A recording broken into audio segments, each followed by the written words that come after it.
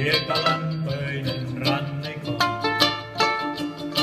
Käy tyttönen yksinään, sandaalit kädessä, sinne harhailemaan. Ja rantana loppun lyö, syntyy alkoinen tyrsky. Poika tuntematon, laine laudalla, tullut surffailemaan. Ja poika vain vilkuttaa,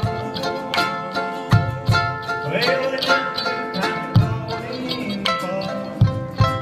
Tytön silmät teidän, kuka tuulessa käy, heti vastaa hän ei.